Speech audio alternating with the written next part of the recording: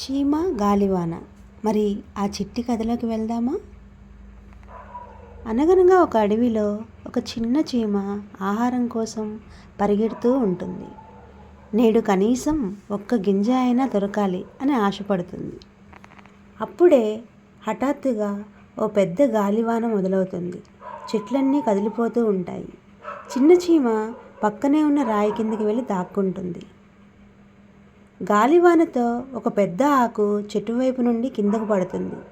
చీమ భయపడుతూ ఇంత పెద్ద ఆకు నన్ను తుడిచిపెట్టేస్తుందేమో అని అనుకుంటుంది. కానీ ఆ ఆకు రాయి కిందికి దగ్గరగా వచ్చి ఆగిపోతుంది. చీమ ఆనందంగా బయటికి వచ్చి చూస్తే ఆ ఆకు మీద 2 పెద్ద గింజలు. చీమ అనుకుంటుంది, ప్రతి ప్రమాదంలో కూడా ఓ చిన్ని అవకాశం దాగి ఉంటుందన్నమాట నిజమే.